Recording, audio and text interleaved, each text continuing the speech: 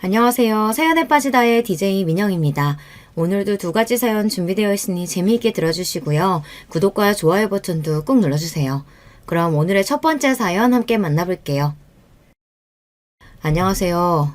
누군가를 욕하고 경멸하는 사람에게는 숨기지 못하는 악취가 풍기는 것 같습니다. 주변 사람들에게서 향기만 가득하면 참 좋겠지만 불행하게도 제 인생에도 그렇게 악취가 풍기는 것 같은 쓰레기 같은 인간들이 종종 꼬이는 때가 있더군요. 하지만 그런 인간들을 만났을 때에도 어떻게 하면 슬기롭게 그 쓰레기들을 분리수거할 수 있을지 그걸 고민하고 쓰레기들이 원래 있어야 할 자리로 돌려보내는 것이 또 인생을 살아가는 사람들에게 주어진 역할이 아닐까 그런 생각을 해봅니다. 저는 시댁에서 동서들에게 죽을 것 같은 괴롭힘을 당하다가 역으로 시원하게 동서들에게 한 방 먹여준 이제 시집 온 지 7년 차에 접어든 여자입니다. 맏며느리로 시집을 오게 되어 집안의 굳은 일이랑 굳은 일은 다 도맡아서 했었는데 저에게 훈장처럼 주어진 것은 동서들의 괴롭힘 뿐이었네요. 결혼만 하고 나면 별천지가 펼쳐질 줄 알았던 제 인생에 동서들이란 악역이 등장하면서부터 제 인생이 굉장한 한편의 대하드라마 같아졌거든요. 처음에는 내가 왜 이런 수모를 당하고 고생을 해야 하나 서럽기만 했었는데 일이 잘 풀려서 그런지 이제 속 시원하고 오히려 동서들을 제대로 골려준 덕분에 집안에서 맏며느리의 위험도 제대로 잡을 수 있고 이제는 동서들도 형님 무서운 줄 알고 함부로 행동하는 일은 없게 됐으니 저도 조금은 편안한 마음으로 이렇게 사연을 써서 보내게 되었어요. 그럼 제 이야기를 한번 시작해 보겠습니다. 흙스저, 낮은 학벌, 이런 것들이 꼬리표로 붙는 순간 사람의 인생이 얼마나 각박해지는지 아시나요? 아마 이건 직접 이런 일을 겪어보지 않으신 분들이라면 쉽게 이해가 되지 않으실 수도 있겠다 싶어요. 불행하게도 저는 살아오는 내내 그 두 가지 꼬리표를 대롱대롱 달고 살았던 사람입니다. 어렸을 때 가정 형편이 넉넉하지 않은 곳에서 살아오신 분들이야 많이 있을 테니 가난을 자랑하는 것은 아니고요. 굳이 제가 얼마나 어렵고 힘들게 살았는지에 대한 이야기는 더 하지 않을게요. 이야기해봤자 뭐가 좋겠어요. 더럽게 힘들게 살았던 이야기 별로 재미도 없고 듣는 사람도 하는 사람도 괴롭기만 한데 말이에요. 어머니가 일찍 돌아가셨어요. 제가 초등학교 때 갑자기 아프셔서 제가 기억하는 어머니의 마지막 모습은 내내 병원에 누워 계셨던 것밖에 없어 그게 참 마음이 속상하고 안타깝네요. 사실 박복한 것으로 따지면 저보다 저희 어머니가 더한 것 같아요. 어머니를 덮친 그 병마가 외할아버지부터 이모들까지 죄다 잡아먹어버렸거든요. 엄마는 내내 불안감에 떨면서 사셨대요. 나도 언젠가 같은 병에 걸려서 죽지 않을까 하는 그런 불안감이요. 그거 아세요? 뭔 사이비 같은 소리인가 하겠지만 안 좋은 생각을 하다 보면 계속해서 안 좋은 상황이 내 앞에 불러들여진대요. 거짓말처럼 말입니다. 우리가 흔히 말하는 행복해서 웃는 게 아니라 웃어서 행복한 거다. 이런 소리도 결국에는 즐거운 상황도 아니고 웃음이 나올 상황도 아닌데 꾸역꾸역 웃다 보면 행복한 일들이 언젠가 눈앞에 오게 된다는 그런 말이죠. 그러니까 사연을 들으시는 분들 중에서도 그때 저처럼 상황이 많이 힘들고 괴로우신 분들이 있더라도 꾸역꾸역 좋은 생각을 억지로 하면서 버티셨으면 좋겠어요. 그게 결국 또 좋은 일을 불러드릴 테니까요. 여튼 이야기가 잠시 다른 곳으로 샜는데요. 저는 어머니의 병환이 결국 평생을 어머니를 짓누르고 있었던 그 불안과 걱정에서 태어난 것이라고 생각하는 사람이거든요. 정말이지 아프셔서 이렇게 허망하게 세상을 떠나실 거라고는 생각도 못했어요. 어린 시절에는 맨날 학교가 끝나고 나면 엄마가 입원하고 있는 병실 곁에 앉아서 엄마 손을 꼭 붙잡고 엎드려서 잠들곤 했었죠. 자다가 중간중간 화들짝 놀라며 엄마가 숨을 잘 쉬고 있는지 코 밑에 손가락을 슬며시 대어보는 것도 제 습관이 되어버렸어요. 그래서인지 걱정이 많은 날에는 자꾸 제 코 밑에 손가락을 대는 버릇이 생겼거든요. 손가락에 따뜻한 숨이 닿는 걸 확인해야지 아 내가 지금 그래도 숨을 쉬고 살아있구나. 나 아직 좀 더 버틸 수 있구나. 그런 생각을 하면서 안심을 하는 것 같아요. 남들은 그런 제 모습을 보고 뭐하나 싶겠지만은 이것도 웃지 못할 사연이죠. 여튼 그렇게 몇 년 내내 병원에 입원해 계셨던 엄마는 제가 초등학교 3학년에 올라가던 해였나요.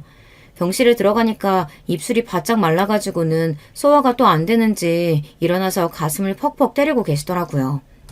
제가 놀라서 얼른 달려가서 엄마 등을 두드려주고 있으니 엄마가 저한테 500원짜리 동전 하나를 쥐어주며 얼른 슈퍼에 나가서 사이다 하나만 사오라고 그러셨어요. 엄마가 병원에 들어가기 전에부터 소화가 잘 안 된다면서 식사를 하고 나시면 꼭 사이다를 밥 대접에 잔뜩 담아가지고 시원하게 들이키시곤 했었거든요.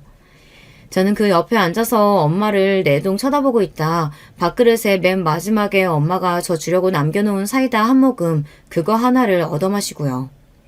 엄마가 사이다를 사오라고 하니까 괜히 그때 생각이 나서 코끝이 찡하더라고요.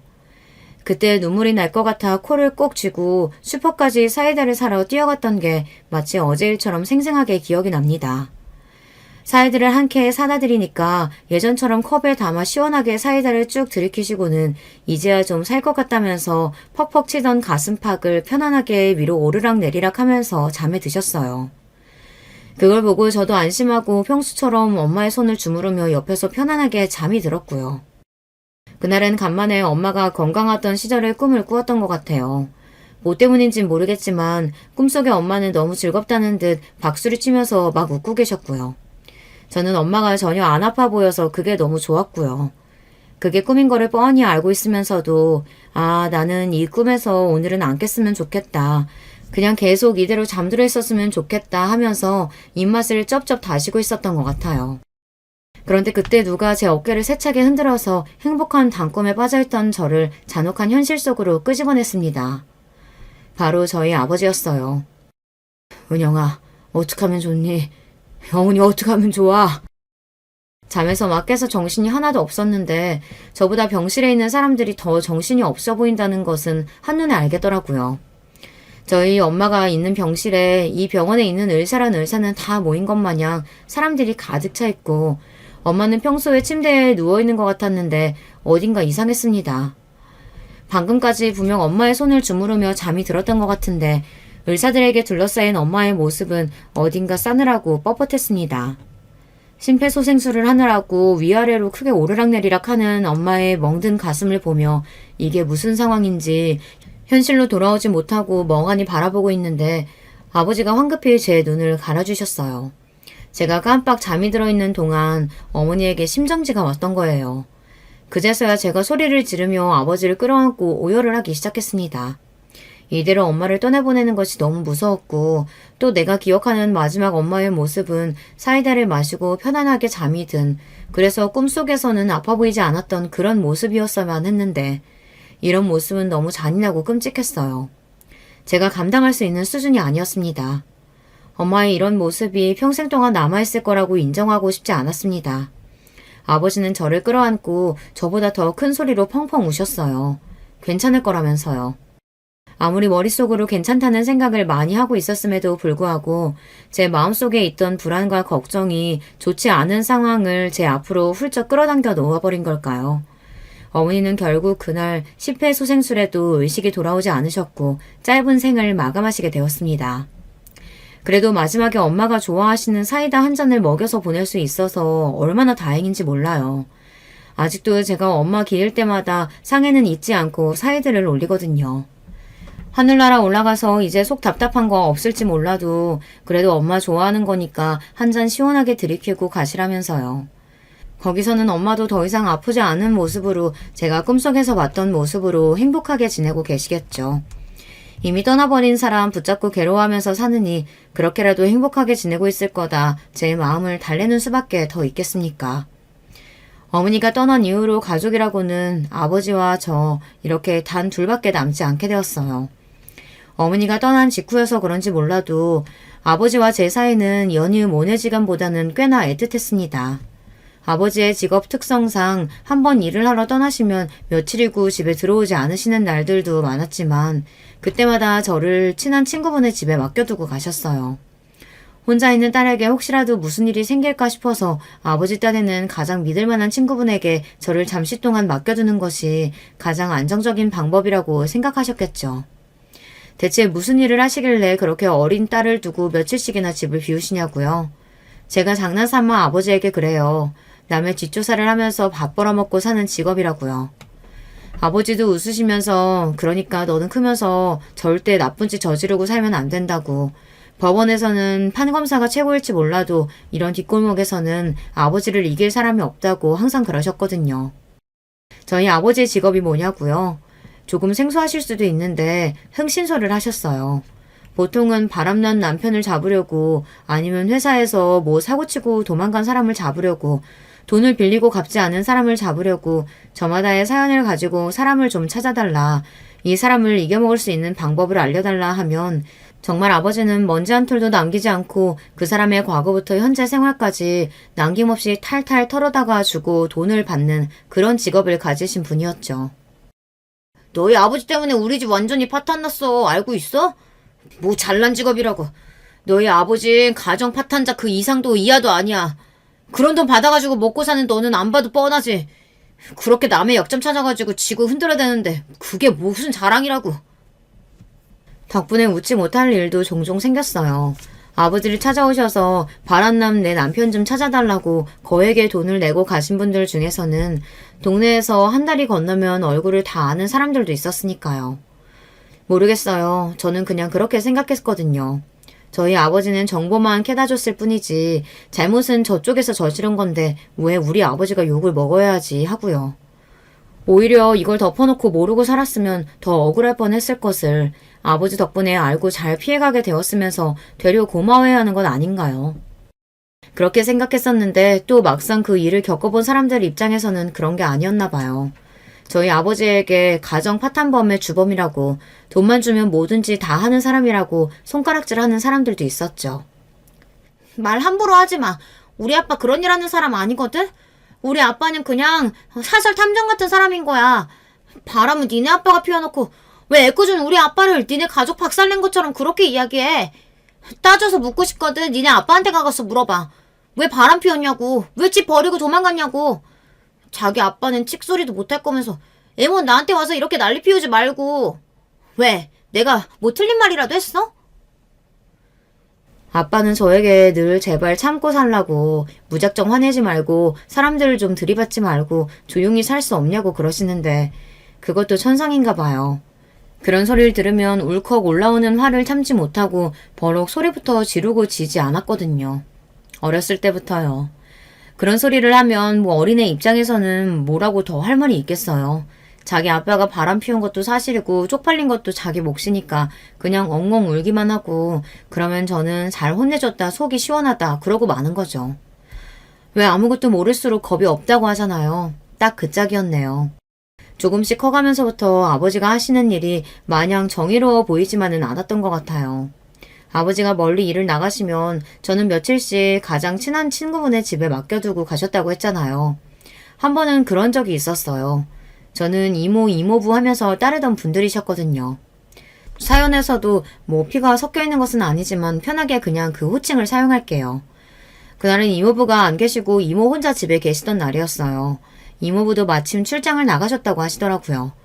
제가 집에 와 있는 게 이제는 너무나도 익숙해서 딱히 제 말동무를 해주신다거나 그런 것도 없었고요. 그냥 각자 방에서 시간을 보내는 날들이 많았죠. 그런데 그날따라 이모의 행동이 너무나도 이상했습니다. 전업주부였던 이모는 남편을 따라 이 지역으로 이사를 오게 된 거라고 들어서 이쪽에 연고도 하나 없고 친구도 없어서 매일같이 이모부와 시간을 보낸다고 들었었는데 어딜 나가시는 건지 콧노래까지 부르면서 화장대 앞에서 정성스레 화장을 하는 모습을 보이더라고요. 뭐 어디 좋은 데라도 가나 싶어서 제가 이모 어디 가냐고 물어보니까 화들짝 놀라시면서 방에 있던 거 아니었냐고 그러더라고요. 그러면서 요 앞에 잠깐 나갔다 오려고 하는 거니까 이모부한테는 절대 말하지 말아달라고 하며 제 손에 10,000원짜리 지폐 2장을 쥐어주시고 나갔습니다. 아버지가 흥신소를 운영하셔서 그런지는 몰라도 어렸을 때부터 다른 촉은 몰라도 그런 촉은 이상하게 유난히 발달한 느낌이었어요. 화장을 하고 화장대에서 몰래 비상금으로 추정되는 주머니까지 챙겨 들고 나가시는 모습만 봐도 여간 수상한 게 아니었는데 이모가 나가는 것을 절대 이모부에게 말하지 말아달라고 이야기하는 것을 덧붙이고 나니 아무래도 이모가 좋지 않은 일을 하고 있는가 보다 그런 생각이 들더라고요. 이모의 부탁도 있고 용돈까지 받았으니 이모부가 돌아오고 나서도 딱히 이모의 그 수상쩍은 외출에 대해 이야기는 하지 않았습니다. 다만 계속 마음에 찝찝한 구석으로 남아있었기에 집에 돌아와서 아버지에게 넌지시 그 일을 꺼냈죠. 아버지가 깜짝 놀라시더라고요. 너 이런 거 가지고 거짓말하면 큰일 나는 거 알지? 정말 이모가 그렇게 나가는 걸 본 거야? 또 다른 거 뭐 봤어? 서랍에서 비상금 챙겨 나간 거랑 또 뭐 본 거 없어? 내가 본 건 정말 그게 다다. 그때까지만 해도 아버지의 절친한 친구 내외가 더러운 치정 사건의 주인공이 될 줄은 상상도 못하고 있었었는데요. 결국 그날 저의 결정적인 제보를 통해 이모의 외도가 만천하에 드러나게 되었습니다. 아버지가 다른 손님에게 받았던 사건이 있었는데 내연녀를 아무리 찾아보려고 해도 찾을 수가 없었는데 그게 결국 이모였다고 하더라고요. 이거 자네한테 미안해가지고 뭐라고 이야기를 해야 될지 모르겠네. 결국 자네 가정도 내 손으로 깨버렸으니 이제는 가장 파탄범 소리 들어도 싼 거지 뭐.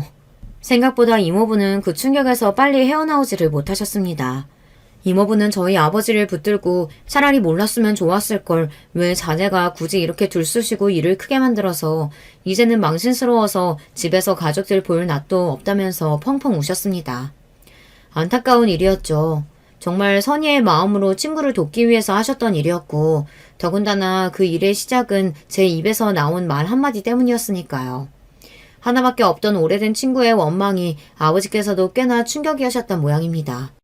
하시던 흥싱소홀 일을 정리하시고 이제는 제대로 된 직장을 찾아보겠다면서 저희는 원래 살고 있던 동네를 떠나와서 지금 여기 경기도 평택에 자리를 잡게 되었어요. 워낙 수완이 좋으셨던 분이어서 그런지 이사를 떠나왔는데도 불구하고 아버지를 찾으시는 분들의 연락이 종종 오는 것 같았지만 아버지는 이제는 그런 일은 더 이상 하지 않겠다며 오는 연락들을 단칼에 거절하시곤 했습니다. 그리고는 공장 경비 일을 시작하셨고요. 저 역시도 대학 진학에는 큰 뜻이 없기도 했고 중요한 시기들마다 어머니 돌아가셨지 이렇게 원치 않게 이사를 오게 돼 어딘가 마음을 먹고 정착하기 참 어려운 시기였어요. 고등학교를 졸업하자마자 무작정 뿌린 이력서에서 연락이 오는 곳을 아무데나 붙들어 잡고 그렇게 일을 시작했습니다. 그곳에서 만나게 된 게 바로 남편입니다. 제가 어떻게 결혼을 했냐는 이야기를 또 시작하면 이것도 웃겨요. 사람들은 완전 신데렐라가 따로 없다는 말을 저에게 하거든요. 이렇게 먼지 구덩이 속에서 사는 신데렐라가 대체 어디 있냐고 그 이야기를 들을 때마다 저는 단호하게 반박하지만 사실 사람들이 그런 이야기를 하는 것도 과언은 아니죠.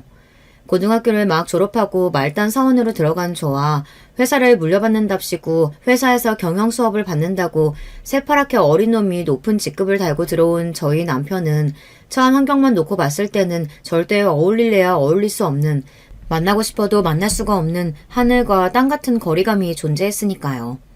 그래서 구체적으로 어떻게 만났냐는 이야기를 물으면 제가 그러거든요.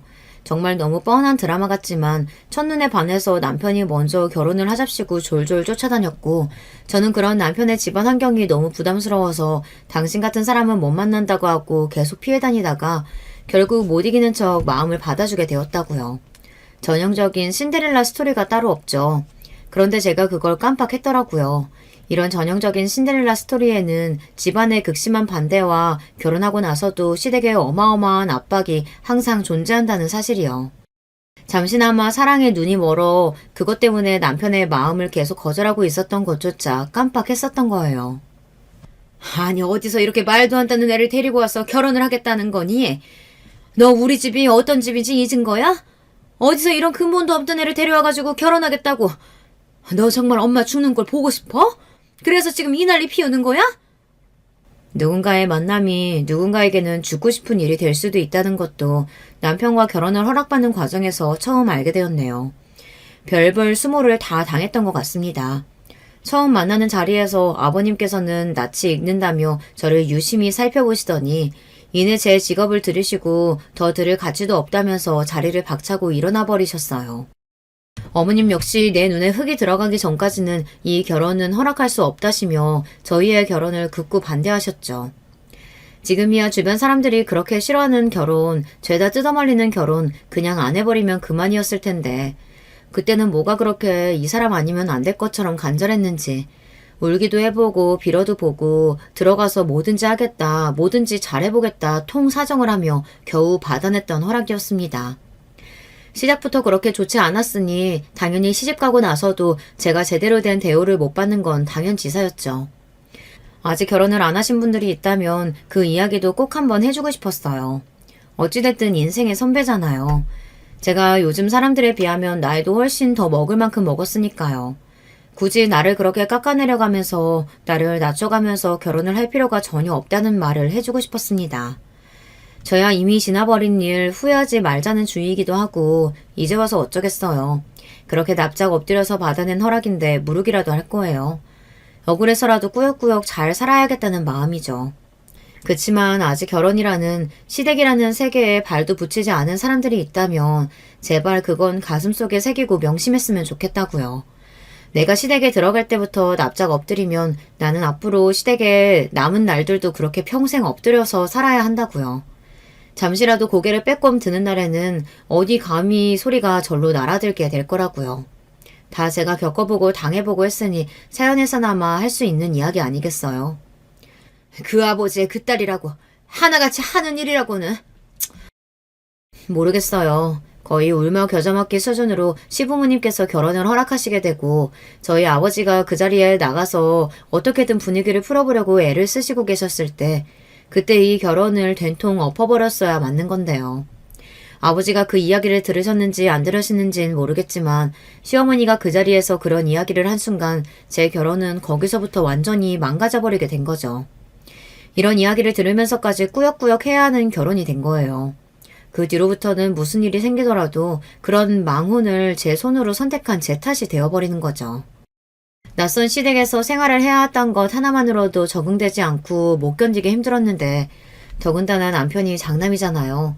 회사를 물려줄 생각으로 남편에게 거는 기대가 가장 컸던 시부모님은 결혼을 하신 이후 이런저런 이유로 저를 압박해오시기 시작했습니다. 여기에 올라오는 모 시댁이 교묘하게 괴롭혔다. 은근히 따돌림을 시키는 것 같다. 이런 이야기를 들으면 저는 그냥 웃어요. 뭐 누가 더 많이 괴롭힘을 당했다는 것으로 기내 짧은 애 자랑하고 비교하고 할 거리조차 되지 않는다는 것은 잘 알지만요. 그게 얼마나 저 자신을 우습게 만드는 일이라는 것도 잘 아는데요. 제가 시댁에서 당했던 것들을 다 합치면 책 10권을 써도 모자랄 지경이거든요. 온 집안 식구들이 저를 투명인간 취급하는데 아주 이골이 났어요. 뭐 말로 하자면 다 할 수도 없죠. 예를 들면 이런 식이에요. 나름대로 시댁과의 관계를 좀 좋게 풀어보고자. 네, 알고 있습니다. 이렇게 나서서 굳이 마음 주지 않는 시어머니에게 절절매고 있는 것이 무수리 짓이라는 것을요. 그런데 어쩌겠어요. 남편이 좋아서 결혼을 한 거고 시부모님을 모시고 살아야 하는 입장이니 여기서 더 분란을 일으키지 말자는 심정으로 저도 그랬던 거죠. 여튼 시댁과의 관계를 좀 좋게 풀어보고자 장이라도 봐서 좋아하는 음식을 해드려야겠다 싶어가지고 저녁상을 차려놓고 식사를 하면서 여쭤보는 거예요. 어머님 내일은 무슨 요리를 좀 할까요? 아버님 평소에는 어떤 음식을 주로 드세요? 그러면은 두 분이서 제가 분명히 호칭까지 붙여서 본인을 부르시는 것을 알고 있으면서도 저를 한번 쓱 보고 두 분이서 마치 제 이야기는 듣지 못했다는 것처럼 쏙 빼고 대화를 시작하십니다. 앞에서 대놓고 그러니까 제가 얼마나 민망한 상황이 되어버려요. 오죽하면 내가 목소리가 작은가. 그래서 어머님 아버님이 내가 하는 이야기를 잘 못 들으시나 하고 화장실에 가서 혼자 아하 하고 목소리를 내면서 발성 연습을 했던 적도 있다니까요. 참 기가 막히죠. 이 사람이 여쭤봤잖아요. 들으셨으면 대답을 하셔야죠. 뭐 좋아하시냐고 내일 저녁상에 뭐 차려야 하냐고 물어봤잖아요. 모른 척 하지 말고 대답 좀 해주세요. 대답을. 남편이 그렇게 이야기를 하면 그제서야 시부모님께서는 자기는 정말로 못 들었다면서 오리발을 내미시는 겁니다. 저희 식탁이 아무리 커봤자 뭐 몇백 미터 되는 줄 아세요. 코앞에서 듣고도 그럽니다. 한 번은 또 이런 적도 있었네요. 이거 사연을 쓰다 보니 거의 뭐 제 성토대회나 다름없는데요. 시부모님의 고약한 심보 중에서 또 그런 게 있었네요. 외식을 갈 때 은근히 저를 빼놓고 가길 원하시는 것 같아요. 미운 놈 떡 하나 더 준다는 말도 옛말인 것 같아요. 제가 시부모님과 남편과만 같이 살면 좀 좋게요. 남편 밑으로 시동생이 둘이에요. 매일같이 그렇다고 제가 밖에 나가서 일을 안 하는 것도 아닌데 물론 제가 하는 일이 가족들 눈에는 영 성에 안 차겠지만요. 그 대가족 먹일 밥을 새벽부터 일어나서 하고 식탁을 차리고 하는 게 보통 일이 아니거든요. 그러니까 저도 어쩔 때는 종종 나가서 좀 외식을 하고 싶은 거죠. 시동생들이라고 해봤자 남편이랑 나이 차이도 얼마 안 나요. 죄다 연년생으로 나오셔가지고 다 아버님 회사 같이 다니고 있는 사이고요. 제 말의 요지는 뭐냐면요. 절대 못 벌고 누구 하나 형편이 떨어지거나 모자란 사람이 없다는 뜻이에요. 그런데도 다 같이 외식을 가면 어머님이 은근슬쩍 계산서를 제 앞으로 밀어주시는 거예요. 뭐가 됐든지 간에 가족들이 다 같이 먹는 밥은 맏며느리가 사야 하는 법이라나요. 저 시집와서 그런 법이 있는 줄도 처음 알았네요. 맏며느리가 하는 일이 뭔데? 집에서나 밖에서나 가족들 잘 먹여 살리고 바쁘게 움직여야지. 뭐 그렇게 민기적민기적 서 있어? 빨리 가서 계산하고 오지 않고. 아무리 그래도 대식구예요. 시부모님의 남편의 저의 시동생 둘까지 하면 6명이에요. 또 입맛은 어찌나 고급이신지 어중간한 식당 가시겠냐고요. 한번 그렇게 밥을 사고 나면 한동안은 외식하자는 이야기가 쏙 들어가게 돼요. 아마 제가 밥 차리기 싫어서 외식하자는 그 꼴 자체를 보기 싫으셨던 게 아닐까 감히 추측해봐요. 우매한 며느리가 뭘 알겠냐마는요. 먹는 거 가지고 사람 서럽게 하는 게 가장 오래가는 거라고, 또 그렇게 기분 좋게 밥을 사고 나면 기분 좋게 돌아오는 게 있어야 하는 법인데, 한 번도 고생했다고 말이라도 밥이라도 시댁에서는 얻어먹어 본 적이 기억이 없습니다. 제 서운함이 폭발했던 건 어느 주말 오후였어요. 그날도 어김없이 시동생들 빨래까지 산더미인 식구들 빨래를 마치고 나서 겨우 작은 방에 들어가서 숨을 돌리고 있는데 깜빡 잠에 들고 말았습니다. 왜 그런 상태 있잖아요. 잠든 것도 아니고 그렇다고 막 깬 것도 아닌 비몽사몽한 상태요. 그런 상황에서 누가 작은 방 문을 쓱 열어보시더군요. 어머님이셨어요. 잠이 덜 깨긴 했지만 얼른 일어나서 무슨 일이시냐, 뭐 어디 나가시냐, 밖이 왜 이렇게 시끄럽냐 물어보려고 했었는데요. 어머님은 분명히 저랑 눈이 마주쳤음에도 불구하고 문을 쓱 닫고 나가셔서 애 잔다, 우리끼리 가자 하시는 거예요. 이미 잠에서 깬 제가 그 말소리를 뻔히 들은 걸 알면서도 어떻게 제 앞에서 그렇게 등을 돌리실 수 있는지 싶었어요. 한참을 돌아오지 않는 가족들을 기다리다 집에서 대충 라면으로 저녁을 때우고 나니 9시가 넘는 시간이 돼서야 가족들이 집으로 돌아왔죠. 일어났어? 많이 피곤했던 모양이네. 어머님이 당신 누가 업어가도 모르게 세상 곤히 자고 있다고 해서 나도 깨우지 말자고 하고 나왔는데. 우리 나가서 저녁 먹고 왔어. 그러니까 같이 먹었으면 좋았을 텐데 하필 그때 당신이 딱 잠들어가지고. 이거는 눈치가 없는 건지 아니면 바보인 건지 그렇게 밖에서 시끄러운 소리를 내고 문까지 열어봤는데 잠기 밝은 자기 마누라가 못 일어날 리가 있겠냐고요. 제가 거기서 참아왔던 울분을 토해냈어요. 누구는 먹을 줄 몰라서 안 먹는 줄 아냐고, 왜 사람이 치졸하게 먹을 거 가지고 그러시냐고요. 어머님은 눈을 동그랗게 뜨시고 애가 됐든 왜 이러냐고, 네가 아직 잠이 덜 깼나 보다고 저를 막 뜯어말리시는데 그때 눈에 뵈는 게 없는 상태였던 것 같아요. 어머님, 아까 문 열고 들어오셨을 때 분명히 저랑 눈 마주치셨잖아요. 제가 무슨 일로 그러시냐고 일어나서 여쭤보려고 하기도 전에 어머님이 먼저 문 닫고 나가셔서 저 잔다고 가족들한테 그렇게 말씀하신 거잖아요. 그렇게 저 떼놓고 식사하시고 싶으시면 차라리 그냥 치졸하게 거짓말하지 마시고 속 시원히 말씀을 하시지 그러셨어요. 그러면 괜히 이상한 오해하면서 이렇게 사람 서럽게 만들 일은 없을 거 아니에요. 대체 왜 그러시는 거예요? 제가 이야기를 하자 저희 어머니는 또 펄쩍 뛰면서 남편과 시동생들한테 자기가 그런 게 절대 아니라고, 자기는 분명히 자는 줄 알았다고 뻔히 보이는 거짓말을 하십니다. 남편이고 뭐고 다 꼴보기 싫어서 내일 밥은 알아서들 차려 드시라고 이야기하고 작은 방 문을 쾅 닫고 들어갔어요. 다음날 늦지막히 일어나 보니 모여서 알아서 밥들 잘 차려 먹고 제가 챙겨주지 않아도 알아서 손 까딱 잘 할 줄 아는 사람들이더라고요. 어머니가 오해했다고 그러시더라. 우리가 뭐 그렇게 얌체 같은 사람들도 아니고 설마 며느리 밥 한 끼 사 먹이기 싫어서 자나보다 하고 문 닫고 나갔겠니? 너도 어른들 보는 앞에서 그렇게 큰 소리로 화내는 거 아니다. 아무리 화가 나는 일이 있어도 그렇지 어디 버르장머리 없이 며느리가 돼서는 문을 그렇게 쾅쾅 닫고 들어가? 어쨌든 어제는 너희 시어머니가 오해한 것도 있다고 하니까 너무 마음에 담아두지 말고 그냥 풀어라. 집안 시끄럽게. 그래도 꽤 미안하시긴 했던 모양이에요. 아니면 그냥 단순히 못된 시어머니가 되고 싶지 않으셨던 걸까요? 사과가 뭐 어려운 거라고 그거 하나도 하기 싫으셔가지고 시아버지를 통해서 사과를 전달받아 꾸역꾸역 하시더라고요. 그래서 저도 그냥 네 알겠다고, 앞으로는 안 그러셨으면 좋겠다고, 평소 같았으면 싸가지 없다고 혀를 끌끌 찰 말투였음에도 찬바람이 쌩쌩 불게 그렇게 대답을 했어요. 그래도 그때 조금이나마 어머님이랑 싸워준 덕분에 한동안은 잠잠하게 잘 지낼 수 있었는데요. 이번엔 동서들이 나타났습니다. 시어머니의 시집살이는 시집살이도 아니었다 싶을 정도로 더 지독한 인간들이 저희 집에 나타난 거예요. 시동생들도 나이가 꽤 있었고 시동생들 같은 경우에는 장남한테 무조건 회사를 물려주겠다는 아버지의 신념이 얼마나 안 이꼽게 들렸겠어요. 호시탐탐 어떻게 하면 내가 저 자리를 뺏어올 수 있을까 하이에나처럼 기회만 노리고 있는 인간들이었어요. 그런데 그 와중에 맏며느리라고 앉아있는 사람이 부모님한테 제대로 인정을 못 받고 집에서 매일같이 구박만 받고 있는 것 같다. 옳았구나 잘됐다 한 거죠. 자기들은 부모님한테 인정받을 수 있는 며느리를 들여와가지고 마음을 돌려서 회사도 자기들이 물려받겠다. 이런 음흉한 생각이 머릿속에 가득 찼던 것 같아요.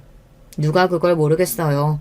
그래도 시동생들이랑 같이 산 세월이 몇 년인데 시부모님께서 저를 불편해하는 내색을 점점 더 깊게 내비추실 때마다 적극적으로 혼처 자리를 알아보는 시동생들에게 오만 정이 다 떨어질 지경이었던걸요. 어찌됐든 간에 시동생들이 그렇게 백방으로 찾아다닌 덕분에 꽤나 괜찮은 사람들을 만나 결과적으로는 결혼을 하게 됐어요. 두 사람 다 대기업 출신인 것은 물론이고요. 학벌이 정말 어마무시하더라고요. 저는 서울대 출신이라는 말만 들어도 괜시리 기가 죽는 것 같은 기분이 드는데 하필이면 비슷한 시기에 결혼을 하게 된 이 두 동서 모두 서울대 출신이라는 사실에 그럴 필요도 없는데 괜시리 제가 작아지는 느낌이라고 해야 할까요? 그래도 두 사람이 같은 대학 나와서 통하는 게 많겠어요. 나이도 비슷해가지고 캠퍼스에서 우연히 마주쳤을 수도 있겠다. 어머 형님, 고졸이라고 듣긴 했는데 아무리 그래도 대학 안 가보신 거 너무 티내시는 거 아니에요? 대학교 캠퍼스가 얼마나 넓은데 거기서 우연히 마주치고 싶어도 못 마주치겠어요. 안 그래요 형님? 내가 뭐 틀린 말 한 것도 아니고 큰형님이 몰라도 너무 모르시는 것 같아가지고 그냥 내가 설명을 좀 해주려고 한 건데 내가 뭐 무시하려고 그런 건가? 서울대학교가 우리나라에서는 그래도 제일 가는 인류 대학이라고 하죠. 아무리 그런 초인류 대학까지 졸업했다고 하더라도 대학에서 인성까지는 가르쳐서 졸업시키지 않는 모양입니다. 동서들을 처음 만나는 자리에서 분위기를 풀어보려 괜시리 농담을 던졌다가 막내 동서가 툭 던진 돌에 또 무지몽매한 저라는 개구리는 맞아 죽을 뻔한 위기를 넘겨야만 했으니까요. 저 한 번도 대학 안 나온 것을 후회해 본 적이 없었거든요. 고등학교 졸업하고 나서 바로 일을 시작했어도 회사에서는 제가 없으면 일이 안 굴러간다고 할 정도로 주변 사람들한테 신망이 두터운 것은 물론이고 제가 하는 일이 남들 보기에는 중요해 보이지 않는 일이라고 하더라도 나름대로 자부심을 가지고 지내왔습니다. 동서들한테 쉽게 무시받을 정도로 그렇게 헛된 인생을 살아왔다고 단 한 번도 생각해 본 적이 없어요. 그런데 이제 막 시집와서 이제 막 우리 집 식구의 일원이 된 사람들이 그런 식으로 저를 무시하는 꼴이 어이가 없더라고요. 동서, 듣자 하니까 내가 기분이 나빠서 말이야. 동서가 하는 이야기가 꼭 학벌 가지고 나를 무시하는 투로 들려가지고 그래도 우리 다 같은 한 집 식구인데 그런 일로 서로 얼굴 붉히지 않았으면 좋겠는데 동서들은 어떻게 생각해? 초장부터 굽히고 들어가면 계속해서 굽히고 사는 수밖에 없다. 동서들한테도 처음부터 만만한 모습을 보여주면 계속해서 나를 무시할 것 같은 생각이 들어 이번에는 꽤나 따끔하게 이야기를 했어요. 그래도 다른 건 몰라도 시동생이 자기 형 눈치는 꽤나 보는 편이어서 형수님한테 그게 무슨 말버릇이냐고 사과하려고 옆구리를 찌른 덕분에 그 자리에서 동서들의 사과는 받을 수 있었죠. 그렇지만 그건 시작에 불과했습니다. 집안에서 매일같이 동서들의 작은 동문회가 열리는 것을 지켜보고만 있는 입장이라고 해야 하나요? 자기들끼리만 알 수 있는 대학교 근처의 어느 카페 이야기, 대학교 도서관 이야기를 일부러 제 앞에서 하는 건 처음에 우연인가 싶었어요. 그런데 동서들이 학벌을 그것도 서울대 동문이라는 특수성을 가지고 저를 차별한다는 것은 그 후에 일어난 일련의 사건들을 통해 알게 되었죠. 심증은 있지만 물증은 없는 이 찝찝한 날들 중 갑자기 둘째 동서가 저에게 먼저 건강검진 받을 때가 안 됐냐며 먼저 건강검진을 받으러 가자고 하는 겁니다. 아니요 형님, 막내 동서랑 저도 마침 건강검진 받을 때가 돼가지고요. 원래 저희 나이 때에는 자궁 문제도 그렇고 주기적으로 검진 좀 받아줘야 하잖아요. 이번에 다 같이 종합검진 좀 받으면 좋겠다 싶어가지고. 어때요? 형님도 같이 예약해드릴까요? 어쩐 일로 이렇게 친절을 베푸나 싶어서 그래주면 고마울 것 같다고 같이 건강검진을 받기로 하고 회사에다가도 이야기해 공가를 쓰고 미리 날짜를 빼두었어요. 남편에게도 그래도 동서들이 나를 챙기기 시작한 것 같다며 정작 동서들이 저한테 무슨 망신을 주려고 일을 꾸미고 있는 줄도 모르고 자랑까지 했다니까요. 남편도 그런 저를 보며 처음에는 걱정했었는데요. 그래도 당신이 재수씨들과 잘 지내는 것 같아 다행이고 보기 좋다면서 안심을 했고요. 그렇게 동서들과 건강검진을 받게 되었어요. 딱 봐도 비싸 보이는 외관부터 조금 당황하긴 했죠. 물론 저도 돈을 못 버는 건 아니었지만 종합검진을 이렇게 척척 받을 정도인 사람이 세상에 얼마나 있겠어요. 예상치 못한 지출이 나가겠구나 했는데 동서가 그러더라고요. 어머 형님, 가격 보고 놀라셨구나? 아니에요. 여기서 50% 우대니까 저렴하게 받을 수 있어요. 그러니까 저희도 이렇게 걱정 없이 받으러 왔죠. 하마터면 촌띠 낼 뻔했다며 웃으면서 그렇게 동서들과 검진을 받으러 갔는데 뭐가 그렇게 즐거운지 또 자기들끼리 막 이야기하고 키득거리더라고요. 그때는 왜 그러는지 몰랐는데 계산을 할 때 알게 되었습니다. 자기들끼리 그렇게 신난 이유요. 제가 이렇게 병원에서 개망신을 당할 줄 동서들은 미리 알고 있었던 거죠. 저 아무래도 영수증이 잘못 찍혀서 나온 것 같은데 여기 예약해준 동서들 이야기 들어보니까 건강검진을 50% 우대 비용으로 받을 수 있다고 들었는데요. 죄송합니다. 환자분 혹시 서울대학교 동문이실까요? 저희 병원에서는 서울대학교 동문분들 중에서 예약 당시에 회원 우대카드를 제시하신 분에 한해서 우대 혜택을 받으실 수 있도록 도와드리고 있거든요. 여기 두 분께서는 각각 동문 우대카드 적용해서 할인 적용되실 거고요. 환자분께서는 따로 제시해 주신 게 없어서 우대 혜택 적용이 어려울 것 같습니다. 가격을 되물어본 것만으로도 창피해 죽을 것 같은데 서울대학교 동문은 맞으시냐, 회원 혜택 카드는 있으시냐 몇 번이나 되묻는 간호사 덕에 프런트에서 혼자 제대로 대답도 못하고 어버버하고 있는데 그제서야 두 동사가 달려와서 그러는 겁니다. 어머 형님 깜빡했다고. 저희가 여기 병원이 서울대학교 동문만 할인이 되는 걸 깜빡하고 형님은 그냥 예약을 해버렸다고요.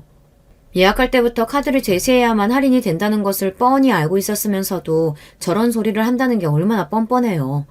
알면서도 일부러 골탕 먹이고 싶어서 그랬다는 거 누가 봐도 알 수밖에 없었죠. 애초에 예약할 때부터 보여줬어야 하는 거라면서 누가 건강검진 같이 받으러 가게 해달라고 사정을 했던 것도 아니고 그냥 동서들이 나 망신 주려고 그랬던 거 아니야? 형님, 무슨 피해의식이라도 있으신 거 아니에요? 저희는 그냥 형님 건강 생각해서 같이 건강검진 좀 받으러 가자고 이야기했던 것 뿐이에요.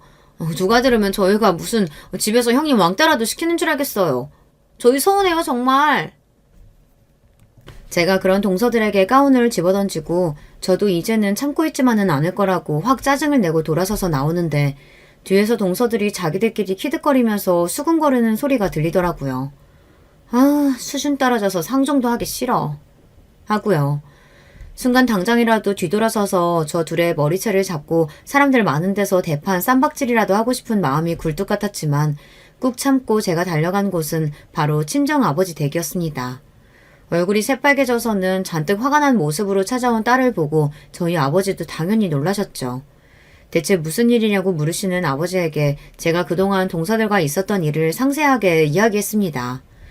부잣집에 딸 시집 보내놨다고 잘 지내고 있을 거라고 생각했었는데 그놈의 집구석에서 그런 취급이나 받고 있을 거라고는 생각도 못 하셨을 거예요.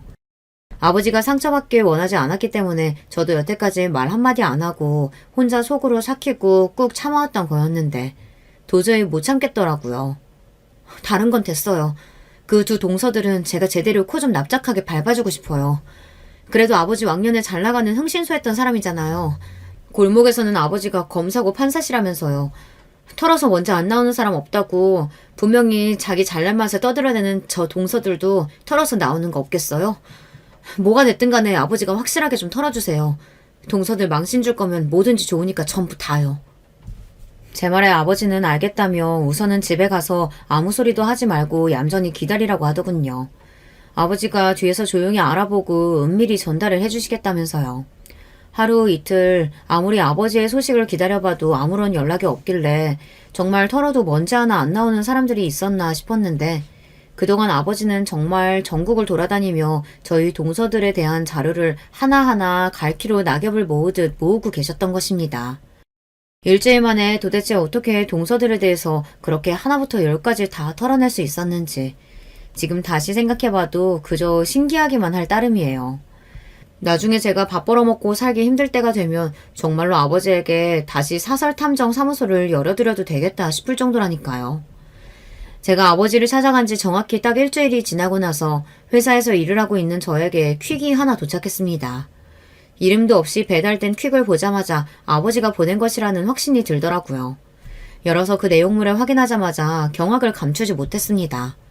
전 상상도 할 수 없을 정도로 어마어마한 비밀이 숨겨져 있었으니까요. 저를 그렇게 무시했던 그 두 동서들이요. 학벌 가지고 그렇게 씹어대던 그 두 사람이 사실 서울대 출신이 아니라는 겁니다. 이렇게 대형 반전이 숨어 있을 거라고는 저도 예상도 못하고 있었는데 그 두 사람이 사실 대학 중퇴 출신인 것은 물론이고 다른 데도 아니고 술집에서 만난 사이라는 것까지 모두 들어있었어요. 두 사람이 술집에서 일할 당시 진한 화장을 하고 생판 모르는 남자와 어깨동무를 하고 있는 사진들을 확인하고 나서 정말 어이가 없어서 헛웃음이 나오더라고요. 이런 사람들이었던 주제에 온 가족을 속인 것도 모자라서 여태까지 나를 무시했나 싶고요. 아버지가 작성해놓은 문서들을 확인해보니 그래요. 술집에서 만났던 두 사람이 당시에 거액을 가지고 있던 대형 물주를 물게 되고 그 돈으로 서울대 학생의 신분을 사서 여태 서울대 학생인 척하며 살아왔다는 것도요. 대기업을 들어가게 된 것도 역시 전부 다 그때 술집에서 만나게 된 그 대형 물주의 연출 덕분이었답니다. 그 와중에 신분까지 속이고 각자 결혼까지 해서 집안에 들어앉아 있어서 지금 그 물주도 노발대발 화가 많이 난 상태라고. 소재를 알게 되면 가장 먼저 자기를 알려달라고 했다나요. 이 기가 막힌 소식을 나만 알고 있을까 했는데 집으로 돌아가니 똑같은 상자를 들고 벌벌 떨고 있는 동서들을 보니 같은 내용이 동서들에게도 똑같이 배송됐구나 싶더라고요. 제가 상자를 들고 들어오는 모습을 보자마자 두 동서가 얼굴이 새파래져서는 저를 방으로 끌고 들어와서 울고 불고 제 팔을 붙잡고 빌고 아주 난리도 아니었어요. 형님, 이것만 비밀로 해주시면 저희가 형님 시키는 건 뭐든지 할게요. 형님 돈 필요하세요? 죽을 때까지 비밀만 지켜주시면 저희가 매달 형님 계좌로 몇백만 원씩 쏴드릴게요. 별일도 아니잖아요. 형님이 그냥 모른 척만 해주시면 되는 거잖아요. 형님, 저희 이제 그런 일 절대로 안 해요. 저희도 진짜 떳떳하게 제대로 살고 싶어서 그래요. 형님만 도와주시면 아무런 문제 안 생기는 거잖아요. 저희 목숨 한 번만 살려주신다 생각하고 도와주세요. 제발요, 형님. 사람 괴롭히고 씹고 하는 게 수준급이다 했더니 너네 아주 강력직이었구나. 이렇게 뻔뻔한 과거를 숨기고 어떻게 우리 집에 들어올 생각을 했어? 어떻게 이따위밖에 안 되는 주제에 감히 나를 무시하려고 들여? 사람을 깔볼 생각을 했을 때는 더 밑바닥으로 내려앉을 각오를 했었어야지. 잘 지켜봐. 내가 너네 어떻게 짓밟아주는지. 지렁이도 밟으면 꿈틀하나 하는 거 이제부터 제대로 보여줄게. 울고불고 저에게 매달리는 동서들을 뿌리치고 마침 집으로 돌아온 가족들을 모두 불러앉히고 저는 아버지에게 받은 자료들을 가족들 앞에 척하니 펼쳐놓았습니다. 가족들이 여태 학벌이라는 그 껍데기에 속아서 어떤 사람들을 물고 빨고 했는지 말입니다. 시동생들은 머리를 쥐어 싸매고 동서들에게 버럭버럭 소리를 지르고 어머님은 뒷목을 잡고 쓰러지시고 시댁은 그야말로 아사리판이 되었어요. 맏며느리가 되어서 그런 상황에서 고소해야 하면 안 되는 걸 잘 알지만 그동안 저를 무시했던 가족들이 결국 그 잘난 학벌과 잘난 배격에 속아서 호되게 당하는 꼴을 보고 있으니 얼마나 우습고 고소하던지요. 기사에 대서특필 될 감인데도 저희 시아버지가 지금 최대한 이 이야기가 밖으로 새어나가지 않도록 쉬쉬하고 계신 모양인데 맏며느리식이나 되는 제가 이렇게 나서서 소문을 퍼뜨리고 있으니 걸리면 호되게 혼이 날지도 모르겠습니다. 그래도 이렇게 배꼽 잡을 정도로 속 시원한 사연이 있는데 어찌 공유하지 않고 저 혼자만 끌어안고 살 수 있겠어요. 되지도 않은 시집살이 시키시는 분들 이 이야기 듣고 나한테도 언젠간 그 부메랑이 제대로 날아들어와서 우리 동서들처럼 호되게 당하는 수가 있다는 사실을 꼭 잊지 않으셨으면 좋겠습니다. 혹시 모르잖아요. 지금 괴롭히고 있는 그 사람의 가족이 뒷골목의 판검사일지도요. 안녕하세요. 저는 사연에 빠지다 채널 덕분에 유튜브에 재미를 붙인 나이든 중년 여성 애독자예요. 제가 어렸을 때는 집이 무척 가난했습니다. 요즘은 3남매만 되어도 많이 나았다고 보는 세대가 된 것 같은데 저는 5남매였어요. 그리고 딱 가운데 낀 셋째였죠. 제가 아무래도 그때는 샌드위치가 뭔지 몰랐나 봐요. 만약에 그 시절에 그걸 알았다면 저는 스스로를 샌드위치라고 칭했을 것 같아요. 가운데 낀 샌드위치 속재료 같았다고나 할까요? 제 위로 오빠가 둘, 아래로 여동생이 둘이었습니다. 예전에는 집이 가난해도 자식들을 많이 낳았던 이유 중 하나가 결국 자식들이 장성해서 집에 돈을 벌어다 주기 때문이었죠. 자식 하나하나가 자원이었어요. 그러나 저희 집은 장남부터가 집을 힘들게 하는 존재였습니다. 늘 장남이랍시고 뻗대기만 했어요. 큰오빠, 숟가락 젓가락 놓는 것 정도는 직접 할 수 있잖아? 어렸을 때는 안 그랬으면서 왜 점점 큰오빠가 마치 아버지인 것처럼 대접을 받으려고 해? 이건 너무한 것 같아. 야, 아버지가 안 계시면 내가 이 집안 가장이야, 이거 사. 나는 사실상 이 집안의 어른이라 다름없고 너네랑은 솔직히 말해서 겸상도 안 하고 싶어. 어찌나 커갈수록 뱃속에 바람만 들어가서 허세가 심하고 으스대기를 잘했는지 모릅니다. 밥상 차리고 오만 집안 살림을 하고 그랬던 저의 속을 큰오빠는 아주 박박 긁어놓는 존재였죠. 그랬던 큰오빠는 심지어 군대에서도 그 성질머리 못 버리고 으스대다가 자신을 과시해서 사고를 당했습니다. 높은 산길을 타다가 추락했는데 그 후로 다리를 영영 절게 되었어요. 친정 부모님의 충격이 몹시 크셨죠. 큰오빠는 다리에 장애를 입은 이후로 자격지심까지 추가한 인간이 되어서 못난 면모를 보였습니다. 스스로 뭔가를 해보려 들진 않았고 세상을 탓하고 원망하기만 했었죠.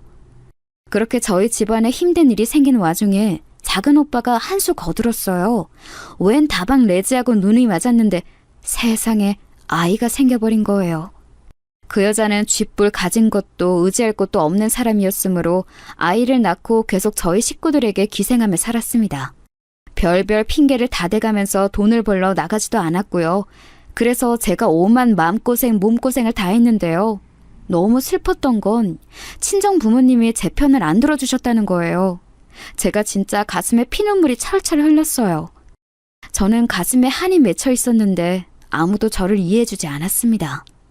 저와는 달리 여동생들은 진작에 철딱서니가 없었고 친정 어머니한테는 차마 말대꾸하고 까불기 겁나니까 만만하게 저에게 달래준 적도 많았습니다. 이리 치이고 저리 치이며 살아왔던 듯 싶어요. 짐작하고도 남으시겠지만 저는 일찍이 가족의 생계를 위해 돈벌이에 뛰어든 사람이었습니다. 학교는 중학교까지만 공부를 마쳤고요.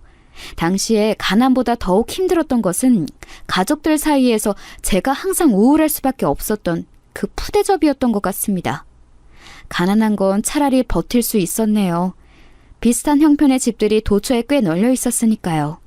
하지만 너덜해진 마음의 상처는 독하게 저를 파고들었죠. 그럴 때 만난 인연이 있었어요. 그 이름도 저에게 몹시 애틋한 미정언니였습니다. 저는 친언니가 없었기에 미정언니의 존재는 저에게 따스한 위안과 버팀목이 되어주었어요. 집에서 늘 이리 치이고 저리 치이며 살아왔던 저는 인정과 애정에 목말라 있었고 이런 저에게 미정언니는 언제나 애정어린 관심을 기울여 주었습니다. 그야말로 은인과도 같았네요. 미정언니가 아니었다면 저는 진짜로 한 번쯤 크게 엇나갔을지도 모를 일이에요. 왜냐하면 제 첫 조카의 생모였던 그 다방 레지 출신의 그 여자, 미심쩍더니 결국 야반 도주를 해서 사라졌는데 그 직전에 저에게 돈을 빌렸거든요. 자기 친정에게 급한 사정이 생겼다고 그랬어요. 네? 친정하고는 연락 두절이라고 절연한 거나 다름없다고 하신 거 아니었어요? 지금까지 접점 하나 없으셨잖아요. 사실은 제 친정이 너무 부끄럽고 워낙 사이가 안 좋아서 연락 안 되는 것처럼 숨긴 거예요. 그런데 지금 제 친정에 목돈이 급히 필요하다네요. 아가씨가 돈을 빌려주시면 급한 일 해결되는 대로 제 친정 식구들이 석 달 안으로 반드시 갚을 수 있어요. 아가씨 말고는 이런 부탁을 전할 상대도 없네요. 제 마음이 뭉클했죠. 저는 가족이라는 단어에 참 약한 사람이었으니까요. 그래서 있는 돈 없는 돈 다 끌어서 빌려줬습니다. 제가 수중에 돈이 있어봤자 얼마나 있었겠나요? 당연히 돈을 빌리기도 하였는데 미정언니가 그중 한 명이었습니다. 제가 미정언니를 포함해 총 3언니들에게 돈을 빌렸네요. 그런데 그 여자가 자기 피부치도 내버려두고 천륜도 저버린 채 은혜를 저버리고 도망을 간 것이었어요. 제가 충격 속에 빠져 있는데 작은 오빠가 저보고 등신이라고 그랬습니다. 돈을 빌려줬는데 못 받게 되었다고? 이 등신 천치 같은 게 너 때문에 애 엄마가 도망간 거잖아. 그 돈만 없었어도 안 도망갔을지 누가 알아? 이게 다 너 때문이야. 저는 어이가 없었고 그저 억울한 눈물이 흘려내렸죠. 여동생들은 혹시나 자기들이 조카를 맡아서 돌보게 될까봐 거품 물고 난리를 쳤고요. 여동생들도 은근히 저에게 원망의 화살을 돌리는 듯 했습니다. 제가 돈을 빌려줘서 이런 사달에 일조한 게 아니냐는 것이었죠. 미치게 서러웠네요. 친정어머니께서는 결국 쓰러지셨고요. 친정아버지께서는 붕괴하셔서 없는 살림에 괜히 또 술만 찾으시고 집안 꼴이 많이 아니었습니다. 저는 속이 쓰린 것은 둘째치고 처지가 난감한 상태였어요. 돈을 빌린 상황이었으니까요. 고민하던 저는 미정 언니를 포함한 3명에게 한 번에 상황을 다 설명하였습니다. 그러자 미정 언니를 제외한 둘은 저에게 무척 화를 냈어요. 제 머리채를 잡더라고요. 둘 다 그만해. 이러다가 완전히 사람 잡겠어. 내가 돈을 가장 나중에 받을게. 은정이가 앞으로 받는 봉급으로 무조건 돈부터 갚겠다고 그랬으니까 이걸로 두 사람 몫부터 챙기면 되잖아. 나는 두 사람이 자기 돈 다 받고 나면 그때 은정이한테 돈 받을게. 그러면 좀 납지? 그러니까 이제 은정이를 놔줘. 가뜩이나 자기 새언니한테 배신당하고 다른 자기 가족들한테 원만 받고 그러느라 은정이 본인이 가장 힘들 텐데 두 사람까지 너무 그러지 마. 그때 미정 언니가 나섰어요. 저는 엉망으로 뜯겨 산발이 된 머리를 하고서는 미정 언니를 올려다봤죠. 이런 상황에서 제 편을 들어주다니 믿을 수가 없었습니다. 미정 언니가 단호하게 나서자 다른 두 사람은 움찔하더니 이내 그 말대로 따르겠다 하였어요. 그래서 저는 다른 둘의 돈부터 먼저 갚게 되었죠. 제가 미정 언니에게 고맙고 미안하다고 그 인사를 정식으로 하려던 순간이 있었어요. 그런데 그러질 못했습니다. 왜냐하면 미정 언니가 제 머리를 천천히 쓰다듬어 주었고 저는 그 즉시 울음이 터졌거든요. 아이고 이거사.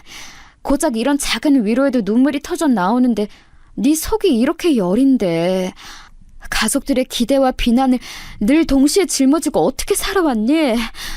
나도 대인배하고는 거리가 멀어. 나 절대 성인군자 아니고 그럴 만한 환경에서 살아오지도 않았어. 그런데 너한테는 내가 진짜 친언니처럼 대해주고 싶더라. 언니, 저는 여태껏 언니에게 무엇 하나 잘해드린 게 없는데요. 왜 저에게 잘해주세요? 어렸을 때 형편이 너무 어려워서 우리 집에 얹혀 살았던 사촌 여동생이 있었어. 너랑 인상이 무척 닮은 아이였지. 3년을 같이 살았고 자기 집으로 돌아갔어. 그런데 그 이후에 갑자기 아팠다더라. 복통을 일으켰다는데 이틀을 배를 문질러주고 손을 따고 그래도 차도가 없어서 약을 타다가 먹였는데도 여전해서 결국에 병원을 데려갔다고 해. 그런데 하루 만에 세상을 떠났어. 이미 시기를 놓친 후였거든. 아팠을 때 바로 데려왔으면 살 수 있었대. 병원에서 그랬다더라. 은정아, 돈 나고서 사람이 났니? 아니야. 사람이 존재하기 때문에 돈이란 게 생겨난 거지. 나는 무엇이 더 중요한지 우리가 잊고 살아가면 안 된다고 생각해. 나는 너라는 존재가 더 중요한 거지 너에게 빌려준 돈이 결코 더 중요하다고 생각하지 않아. 미정 언니의 그 말이 참 저에게 깊은 울림을 주었습니다. 사람이 사람에게 감화된다는 것은 그런 것 같았네요. 저는 늘 정신없이 살아왔기 때문에 이와 같은 어른의 말을 들어본 적이 없었습니다. 아마 미정 언니는 저에게서 안타까운 자기의 사촌 여동생을 투영해 보았던 것 같아요. 저는 그런 미정 언니를 보며 제 친언니였으면 좋겠다는 생각을 자주 하게 되었지요. 미정 언니가 있었기 때문에 제가 그 시기에 주저하지 않고 힘을 낼 수 있었습니다. 누군가 저를 지지하고 있고 제 마음을 조금이라도 알아주고 있다고 생각하니까 그것만으로 의지를 불태울 수 있었어요. 좌절하지 않고 저는 열심히 일하며 봉급을 꼬박 모아서 다른 두 언니들의 돈부터 갚았으며 가족들과 감정적으로 상한 부분들도 의연하게 바라보기 시작했어요. 그런 저를 미정 언니는 보람된 눈으로 봐주었고 어느 날 이렇게 말해주었어요. 그러고 보니까 나는 미정이고 너는 은정이라서 우리 둘이 마치 정자 돌림을 쓰는 친자매 같지 않아? 우리가 진짜 피가 섞인 친자매는 못 되니까 이참에 의자매나 맺자. 네? 언니 정말이에요? 저는 좋아요. 의자매 맺은 기념으로 작업 끝나면 제가 시원한 음료수 사드릴게요. 그처럼 마음이 잘 통했던 저희 두 사람이 인연을 맺게 되어 일하고 있었던 곳은 다름 아닌 가발 공장이었습니다. 지금은 가발 공장이라는 거 찾아볼래야 찾아볼 수가 없을 거예요. 하지만 예전에 특히 60년대와 70년대에 걸친 시기에는 가발 공장이라는 게 시골에서 상경한 젊은 여자 일꾼들의 활발한 일터였습니다. 성지와도 같았죠. 가발은 우리나라의 수출 효자 상품이었고요. 여러분 혹시 가발이 인조 모발을 이용하는 가발과 진짜 사람의 머리카락을 모아서 만드는 인모 가발로 종류가 나뉜다는 거 알고 계신가요? 그런데 어떠한 재료를 사용하든 가발을 만드는 작업에 고도의 집중력이 필요해요. 사람 손으로 작업하는 그야말로 수작업의 집약이거든요. 제가 가발 공장에서 일할 때 들었던 말들인데요. 우리나라 사람들이 손재주가 기본적으로 타고났기 때문에 가발의 품질이 뛰어나다고 그랬습니다. 생각해보면 조선시대부터 우리 민족은 배를 짜고 직접 온갖 문양들을 수놓고 살아왔죠. 저는 가발 공장에서 여러모로 말단이었어요. 미정 언니 같은 능력 좋은 작업자들이 꼼꼼한 손놀림으로 머리카락을 일일이 다 깨어냈죠. 은정아, 가발에 쓰이는 머리는 10대에서 20대 여자 머리가 최고 품질인 거 알아? 파마약이나 염색약이 안 들어간 순수모가 그 중에서도 최고지. 그런 것에도 나이가 갈려요? 와, 언니는 진짜 모르는 게 없으시네요. 게다가 어쩜 그렇게 말을 하면서도 손은 재빨라요? 그 작은 실바늘로 어떻게 머리를 다 심을 수가 있어요? 나는 언니 따라가려면 100년은 멀었나 봐요. 너도 계속 하다 보면 이렇게 될 거니까 걱정하지 마라. 내가 있잖아. 이런 거 작업할 때는 말이지. 아무 생각 없이 머리를 막 심으면 안 돼. 헤어스타일을 미리 확인하고 원하는 헤어스타일에 맞게 방향을 잡고 작업을 해야 하는 거야. 그래야 가발이 자연스러워. 숙련자였던 미정 언니는 저를 잘 지도해주기도 하였습니다. 너무 고마웠어요. 제가 늘 꿈꾸던 것이기도 하였죠. 저 혼자 아둥바둥 어떻게든 해보겠다고 발버둥 치면서 가족들을 위해 희생하는 거 말고 누군가 저를 앞에서 이끌어주면서 지식과 지혜를 가르쳐주는 것이요. 이게 바로 제가 원하던 이상이었어요. 제가 얼마나 미정 언니를 믿고 의지하고 잘 따르고 좋아했는지는 미정 언니 본인도 정확히 가늠할 수 없었을 겁니다. 오직 저 자신만이 그것을 알고 있네요. 저는 다른 두 언니들에게 돈을 다 갚았는데 그때까지도 미정 언니는 저에게 한결같이 이런 말을 건네주고 있었습니다. 나는 괜찮아. 급한 거 하나도 없어. 무조건 괜찮으니까 네가 여력이 될 때 내 돈은 갚아도 돼. 그래도 상관없어. 고마움을 넘어선 감동이었죠. 저는 미정 언니의 말과는 달리 돈을 바로 갚아줄 심산이었어요. 그간 돈을 갚느라 힘들게 쪼달리며 지냈고 생활비를 넉넉히 주지 않는다는 이유로 가족들의 눈총까지 받아왔지만 그럼에도 이 생활을 더 지속하면서 미정 언니의 돈부터 갚아줄 작정이었던 거예요. 하지만 너무 황당한 일이 벌어지고 맙니다.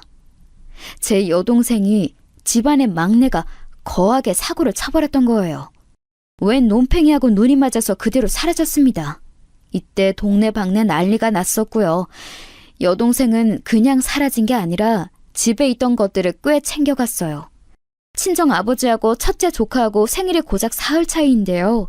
하필이면 그때 생일을 같이 챙기기 위해 저희 식구들이 웬일로 정말 오랜만에 뜻을 모아서 준비를 하고 있었습니다. 새언니라고 부르고 싶지도 않은 첫째 조카의 생모, 그 여자가 사라진 이후로 초상집이었던 집안의 분위기를 조금 바꾸어 보자는 취지였죠.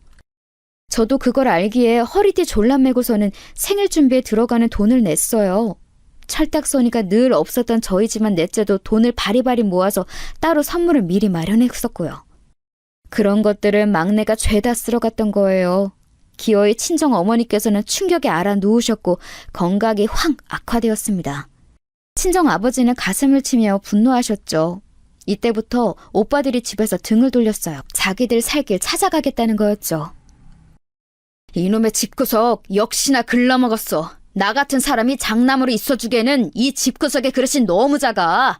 설비일 배우고 있는 것도 잘 되고 있으니 나는 이대로 나 혼자 잘 먹고 잘 살아볼 거야. 나도 슬슬 재혼 생각이 들고 있는데 이득보다는 손해만 가득한 집안과 얼른 발길 끊고 사는 게 더 나을 것 같네. 이런 식구들이 딸려있다고 하면 괜찮은 여자들은 아무도 나하고 재혼 안 해주려고 할 테니까. 심지어 작은 오빠는 아이를 친정 부모님께 떠넘기듯 전가해버렸습니다. 화가 난 저는 작은 오빠에게 따지고 들었고 여태까지도 네가 돈을 안 빌려줬으면 애엄마가 도망 안 갔다는 황당한 생각을 가지고 있었던 작은 오빠 역시 저에겐 날을 세웠어요. 그러면서 아예 남매 사이가 틀어졌죠. 너무 우울했어요. 이러나 저러나 저는 가족이 우선이라고 생각하며 살아온 사람이었기에 관계가 완전히 돌이킬 수 없어진 것에 너무 큰 스트레스를 받았습니다. 가발 공장도 점점 상황이 안 좋아지고 있었고요. 제가 가발 공장에 들어갈 때도 예전만 못하다는 세간의 평이 있었지만 설마 하니 계속해서 쇠락의 길을 걸을 줄 몰랐던 거예요.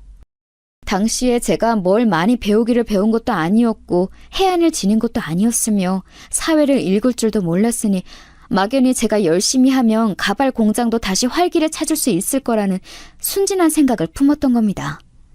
지금 생각하면 아주 말도 안 되는 거였죠. 집안 상황도 별로인데 가발 공장까지 점점 입지가 좁아지고 있으니 제가 이 시기에 많이 힘들었어요.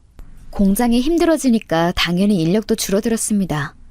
저 역시 감축 대상에 걸려들었어요. 그리고 워낙 손기술이 좋아서 일찍 잘리지 않았던 미정 언니는 드물게도 본인 의사로 그만두었습니다. 그러면서 저를 찾아와 봉투를 건네주었는데 거기에는 제가 힘든 상황에서도 돈을 챙겨 모았던 흔적이 들어있었어요. 제가 미정 언니에게 빌렸던 돈의 딱 절반 되는 액수였는데요. 일을 잘리고 마지막 출근하던 날에 미정 언니에게 건네주었던 것인데 이렇게 돌려받을 거라고는 꿈에도 몰랐어요. 언니, 나는 아직 갚을 게 남아있는데 이걸 나한테 돌려주면 어떻게 해요? 언니도 사정 좋지 않은 거 다 알고 있어요. 그러니까 이러지 마세요. 은정아, 내가 미리 말을 못해서 미안한데 그간 나에게 많은 일들이 사실은 있었어. 너도 나에게 남자친구가 있다는 건 알고 있지? 그 남자친구하고 사실은 내가 혼인신고를 하고 살림을 차려서 살고 있었어. 안 좋게 보일까봐 어디에도 말을 못했고 너에게 알리면 네가 뭐라도 챙겨주려고 할까봐 나중에 알려줄 생각으로 지금까지 말을 못했네. 뭐라고요? 언니가 결혼을 했었다고요?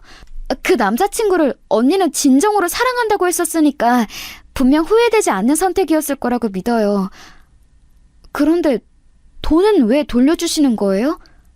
언니의 표정이 꼭 멀리 떠나는 사람 같아요. 혹시 이제 남편이 된 그분하고 어디 멀리 가서 살기로 하신 거예요? 너에게 내 일을 말해주지 못한 게 너무 미안했어. 그래서 이건 숨김없이 다 말해줄게. 나 그 사람하고 얼마 전에 이혼을 했어. 자유로 꿈꾼다던 그 사람이 나하고 결혼한 후에는 변심을 했거든. 이렇게 살기 힘들다고 하더라. 나도 정확히는 모르지만 그 사람은 꽤 돈은 많지만 앞뒤 꽉 막힌 집안에서 나고 자란 모양이었거든. 그래서 자유롭게 멋대로 사는 게 꿈이라고 하더니 막상 저질러버리자 후회가 됐나 봐. 그 모습을 보고 나는 이혼을 해줬어. 잠깐만요. 너무 혼란스러워요. 이혼이라뇨? 언니 왜 그러셨어요? 이혼녀 딱지 붙게 되잖아요. 언니에게 하등 좋은 일이 아니잖아요. 왜 이혼해 주신 거예요? 그럴 수밖에 없었어. 왜냐하면 지금 내 뱃속에 생명이 자리 잡았거든. 그런데 이 결혼 생활을 원하지도 않는 사람에게 아이의 아빠를 시켜줄 수는 없어. 그런 아빠 밑에서 아이가 어떻게 행복하겠어? 나는 우리 아버지가 가정을 저버리고 집을 나간 걸 본 사람이라서 절대 용납 못해. 그야말로 충격의 연속이었습니다. 임신 이야기를 듣고는 뭐라고 말을 해야 할지도 몰랐어요. 그래서 한참이나 미정 언니가 하는 말을 가만히 듣고 있었던 것 같아요. 미정 언니는 모친께서 살고 계신 지역으로 갈 거라고 했어요.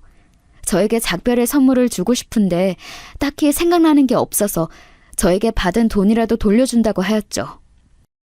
제가 어느새 흐르기 시작한 눈물만 닦고 있는데 미정 언니가 이렇게 말해주었어요. 내가 새로운 곳에서 자리를 잡고 나면 은정이 너에게 연락을 할게. 그래도 되지? 금방 연락을 주게 되면 좋겠지만 못 그럴 수도 있으니까 그 사이에 네가 결혼이라도 하게 될 수도 있겠다는 생각이 들더라. 혹시 결혼 생각이 있다면 꼭 가정적인 남자를 만나. 돈이 없고 인물이 없어도 자기 가정을 일순위로 둘 줄 아는 남자를 만나서 결혼한다면 좋겠어. 저는 그때 결혼 생각이 없었지만 정말 자매간에나 해줄 법한 친근하고 진정성 있는 조언을 해주는 미정 언니에게 고마워서 그저 울면서 고개를 끄덕였었죠.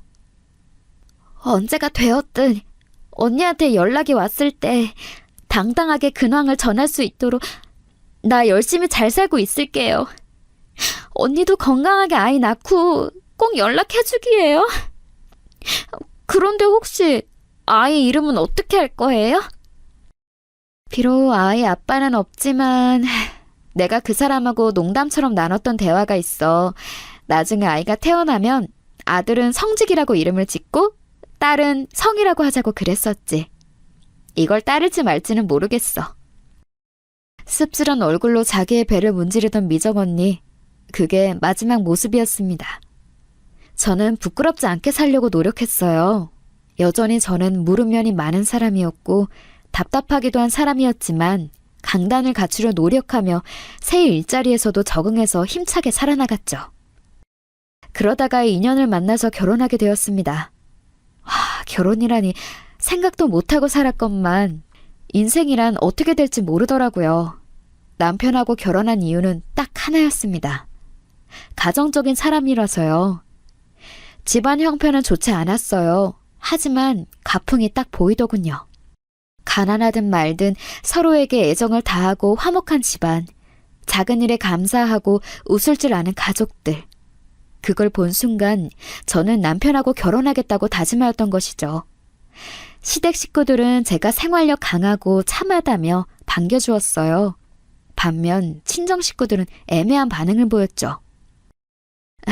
이왕이면 유복한 집안에서 난 남자를 물색해서 잡을 것이지. 그게 팔자를 펼 어찌 보면 유일한 수단이었는데 우리를 위해서라도 그렇게 해줄 수는 없었니? 어머니가 자꾸 아쉬워하셔도 소용없어요. 저는 그런 걸로 결혼 상대를 보고 싶지는 않아요. 미정 언니의 조언을 따라 가정적인 남자로 고르길 잘했다고 저는 100번 1000번 생각했습니다. 왜냐하면 곧 기가 막힌 일이 벌어졌거든요. 제 여동생 집안의 막내가 돌아온 거예요.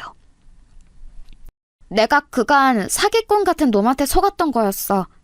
결혼하자고 하더니 결국 여러 여자가 있었더라. 창피하고 속상해서 바로 집에 못 오고 다른 곳에서 생활하다가 돌아왔어. 그런데 큰언니가 결혼을 앞두고 있었구나. 다행이다. 내가 잘 맞춰서 돌아왔네. 그런데 너 몸이 왜 이래?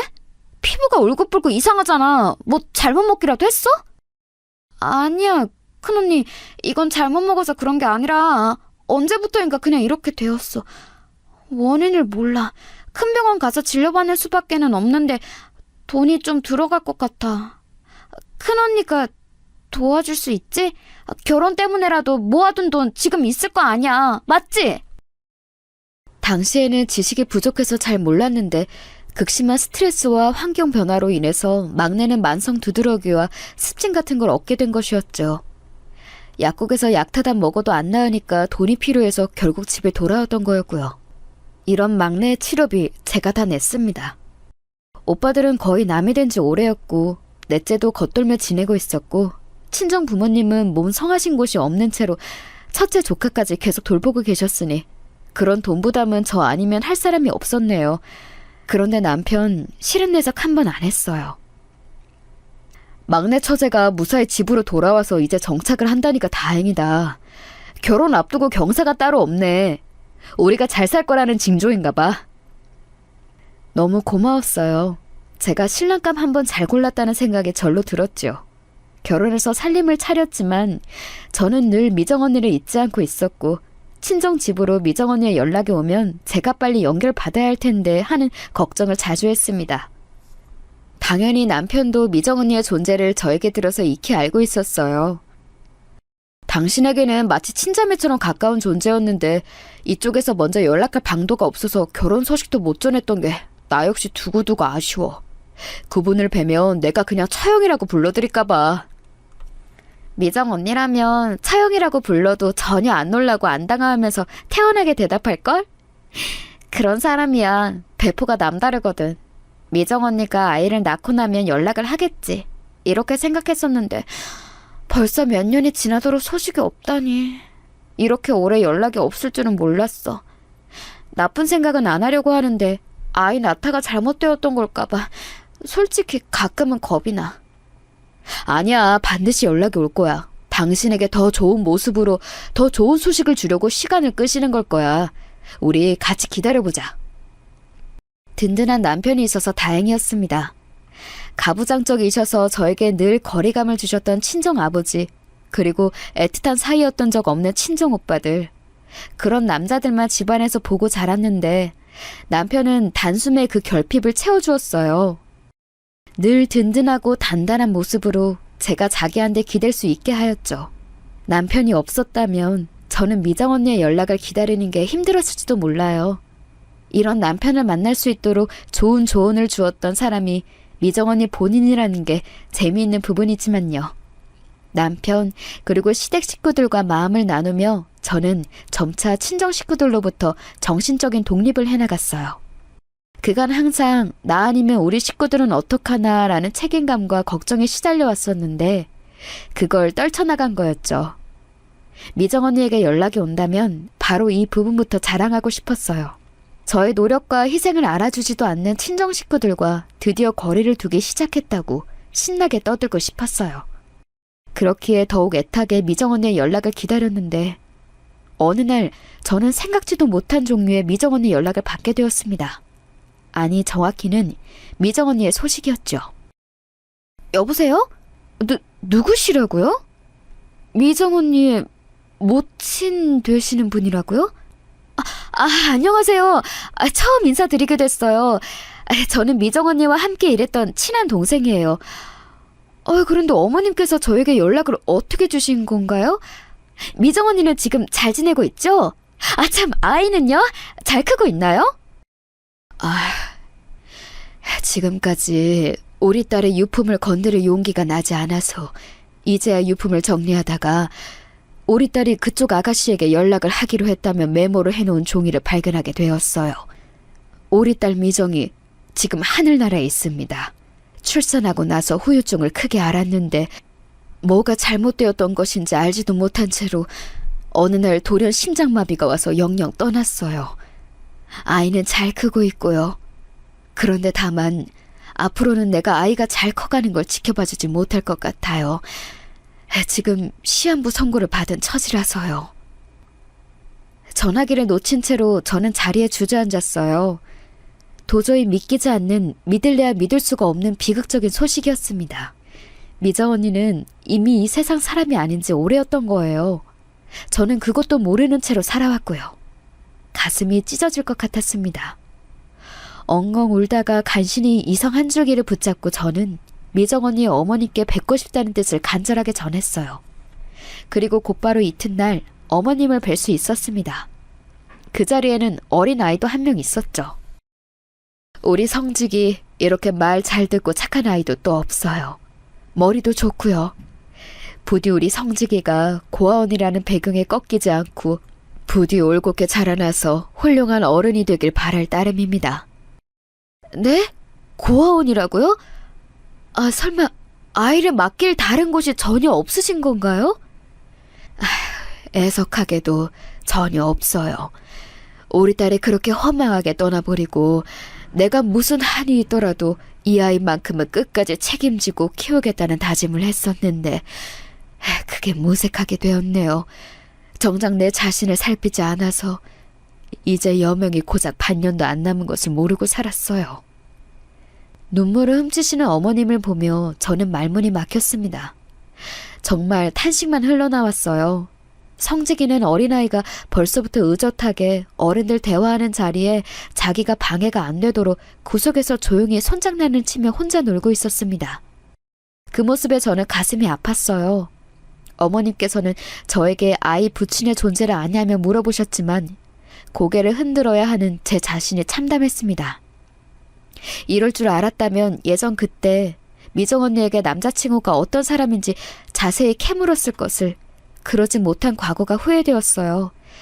제가 아이 부친에 대해 정확히 아는 것이라고는 이름이 김윤이라는 것 뿐이었죠.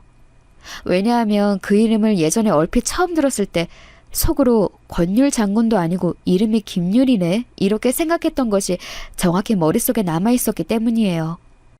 저는 그날 자기 외할머니가 시한부라는 걸 상상도 못하고 있는 성직이와 놀아주면서 만감이 교체했습니다. 사실 저는 그때부터 한 가지 결론을 두고 고민하고 있었죠.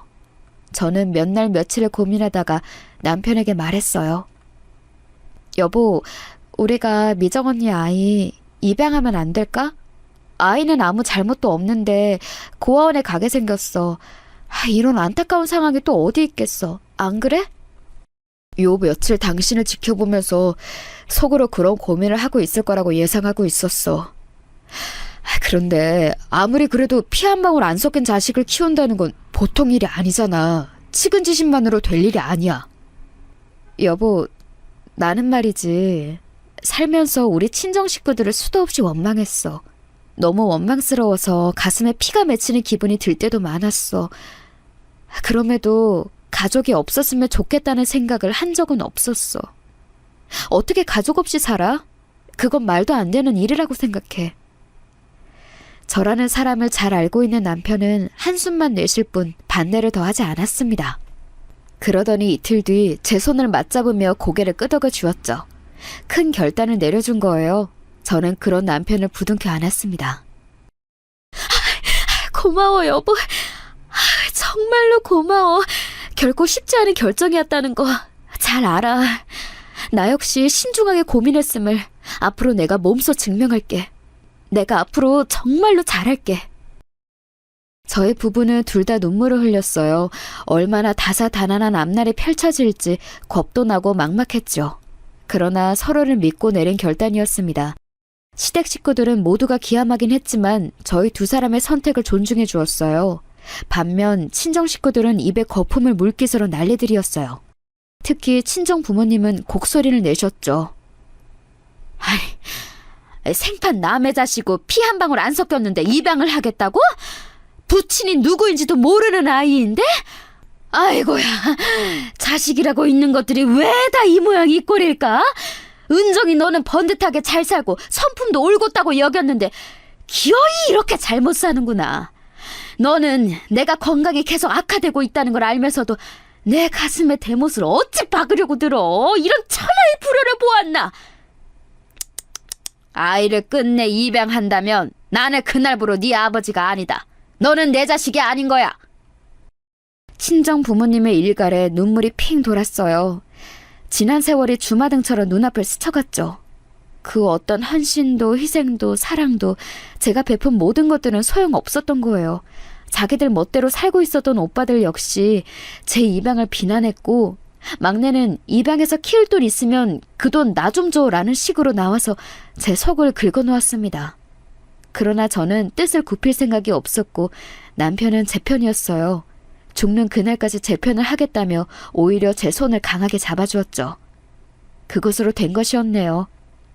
제가 가슴에 안고 살아온 친정 식구들을 뒤로한 채로 저는 성직이의 엄마가 되었습니다.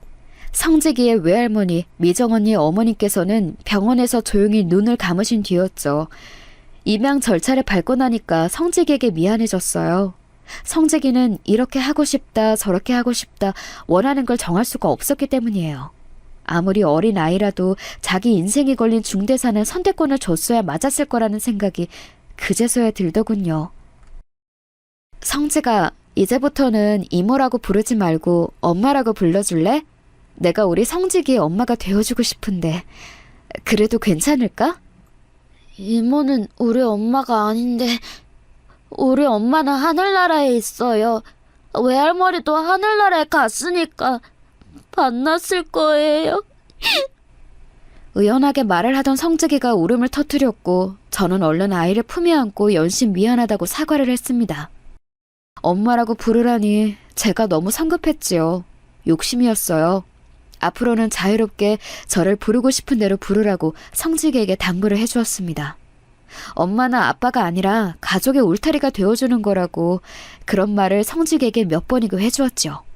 성직이는 분명히 또래에 비해 영특하고도 영리한 아이였어요. 하지만 그렇다고 해서 입양이 된 가정에 금세 적응을 하게 되었다는 말은 아니었습니다. 오히려 더 힘들었던 것 같기도 하네요. 성재기는 똘똘한 만큼 머릿속에 생각이 너무 많은 아이였고 기억이 아니라 사진으로만 남아있는 자기 엄마와 쭉 의지하며 살아왔는데 일찍 허망하게 세상을 떠난 자기 외할머니의 부재에 강한 공허함을 느꼈습니다. 학교에 들어간 이후로는 친구들 사이에서 은근하게 겉돌았어요. 그래서 저희 부부의 걱정을 샀습니다. 저하고 남편이 얼마나 머리를 싸맸는지 몰라요. 그리고 저희 부부에게도 아이가 있었으니까요. 남자아이만 둘이었습니다. 저희 부부는 성직이를 그래서 삼형제 대장이라고 장난스럽게 일부러 그렇게 불렀어요. 아이들끼리 유대감을 가졌으면 해서요. 성직이는 그게 어색했는지 아니면 마음에 안 들어 했는지 원래는 그 별칭에 반응이 없었습니다. 그랬다가 시간이 좀 더 지나고 나서 삼형제 대장 노릇을 하기 시작했죠. 동생들의 숙제를 봐주고 공놀이 상대를 자처했고요. 그런 변화가 저희 부부를 웃게 만들었습니다. 저는 남편에게 늘 고마운 마음이었기에 시댁 식구들에게도 잘하려고 항상 노력했어요. 제가 그런 모습을 보이며 사니까 시댁 식구들도 제가 진심을 다해 입양한 성직이에게 점차 마음을 활짝 열며 아이에게 잘해주려고 하더군요. 선순환이었던 것 같아요. 유복하진 않아도 늘 웃음이 넘쳤습니다. 남편의 누나인 제 시누이가 억울하게 사기 사건에 휘말려서 큰돈이 날아갔고 시아버지께서 간 질환으로 고생하시느라 병원비도 많이 깨졌고 남편의 회사가 갑작스러운 부도를 맞아서 가게가 완전히 휘청거리게 되었지만 이런 일련의 과정들을 겪어도 가족들끼리는 화목했다는 게 신기할 따름이에요. 성직이가 사춘기를 지나면서 학교에서 자잘한 사고를 쳤을 때가 오히려 돈 문제보다 더 속상했죠. 너 한 번만 더 학교에서 연락 오게 만들면 그때는 정말 크게 혼날 줄 알아? 너 이렇게 말썽이나 피우라고 학교 보내는 거 아닌데 왜 사고를 쳐? 너 자꾸 이렇게 우리를 걱정시킬래? 됐어요. 저한테 신경 쓰지 마세요. 걱정 하나 척도 하지 마시고요.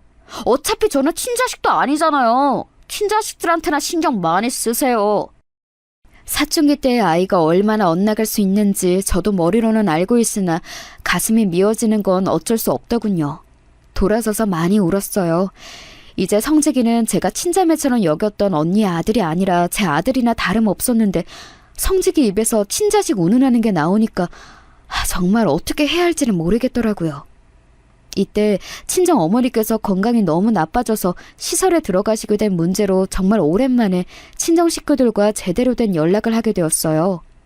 그동안은 친정 부모님 생신과 명절 때만 짧게 안부 주고 받는 게 다였거든요.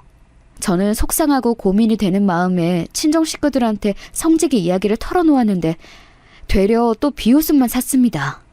그러면서 친정 식구들이 하는 말이 저에게는 돈 뜯어낼 구석이 안 보이니까 앞으로는 영영 연락하지 말자고 그러더군요. 제가 변변치 않은 형편에서 사는 꼴이 한심하다고도 했어요.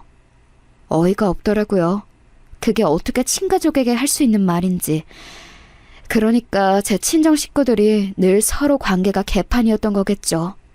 그 와중에 제 바로 민 여동생 넥제가 따로 연락을 해왔어요.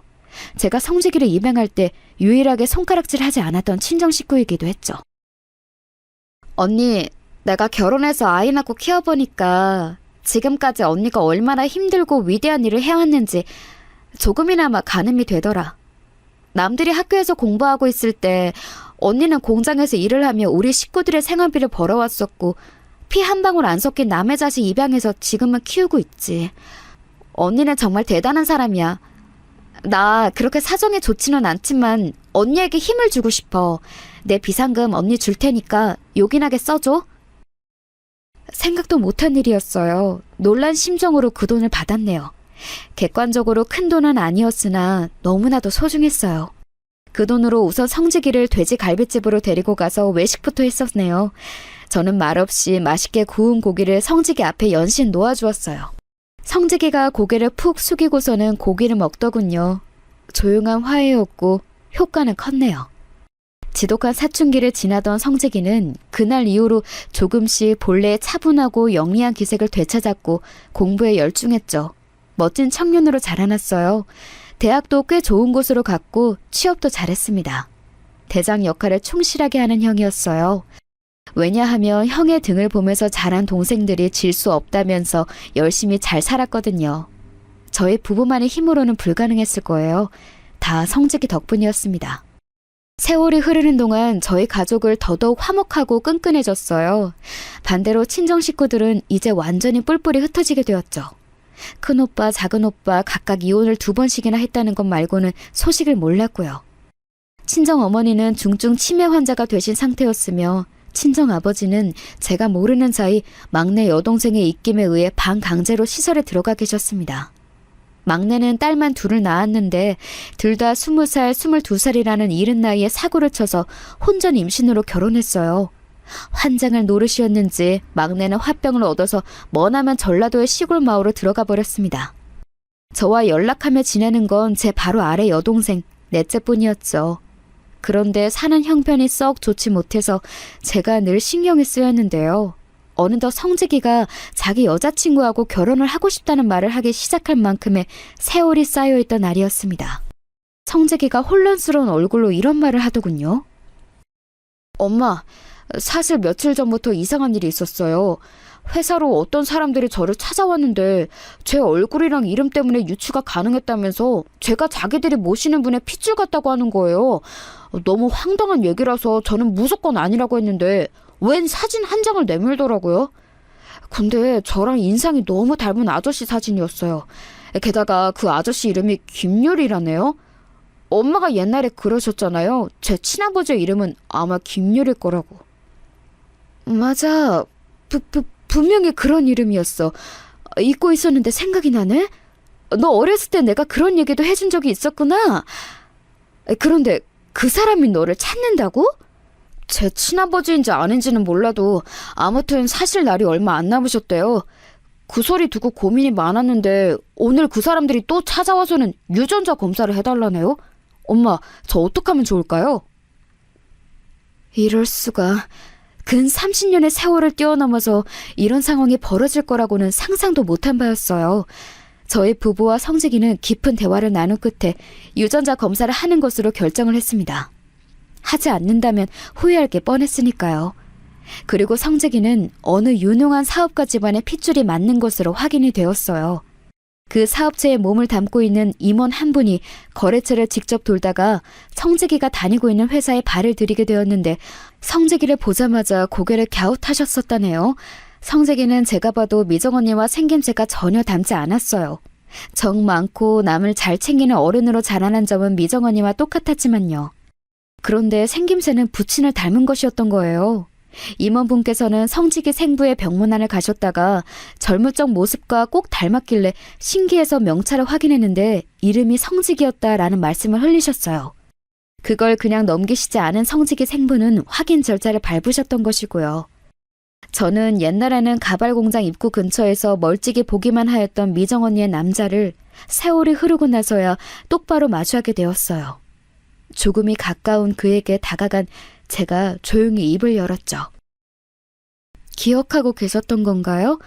미정 언니와 나누셨던 대화, 나중에 아이가 태어나면 아들은 이름을 성직이라고 하자던. 예, 기억하고 있었고 말고요. 뿐만 아니라 이제 와서 고백을 하자면 저는 미정이가 임신 중이라는 것을 얼핏 눈치채고 있었습니다. 이혼하자고 했을 때 임신 사실을 미정이가 밝힌다면 저는 그대로 남을 작정이었지만 그러기는커녕 저를 잡지도 않고 이혼을 해주더군요. 그래서 저는 임신인지 아닌지 정확히 확인하지도 않은 채 겁이 나서 비겁하게 도망을 쳤어요. 그 후로 집안에서 정해준 상대와 결혼도 했지만 행복하지 않았습니다. 일부러 아이도 갖지 않았죠. 10년을 살다가 이혼을 했고요. 소리 없이 눈물을 흘리시더군요. 회한의 눈물이었을 거예요. 성직의 생부는 자기 몫의 재산을 모두 성직에게 주고 떠나시겠다는 뜻을 밝히셨어요. 그래야 하늘나라에서 미정 언니를 떳떳하게 만날 수 있다고 하시면서 말이죠. 막상 성직이는 자기 생부 앞에서 별 말도 없이 어색하게 굴었으나 장례식장에서는 뜨거운 눈물을 쏟았습니다. 그 곁에 저희 부부가 있어 주었죠.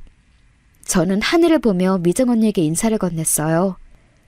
친애하는 미정 언니, 잘 지내고 있죠?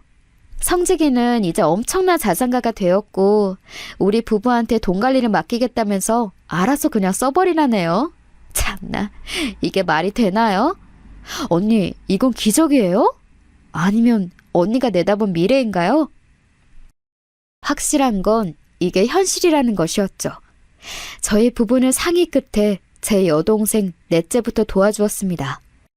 지질한 형편으로 마음고생하던 넷째는 여유를 거머쥐게 되었고요. 시댁 식구들에게도 베풀었어요. 모두가 행복하게 웃었네요. 친정 오빠들도 좀 도와주고 싶었는데 그 양반들 쪽에서 먼저 연락을 사절하는 바람에 그러지를 못했습니다. 이게 다 자업자득이고 인과응보라는 것일까요? 돈이 넉넉하지 않아도 화목하게 잘 지내왔던 저희 가족들, 돈이 생기고 나서도 더욱 잘 지내고 있답니다.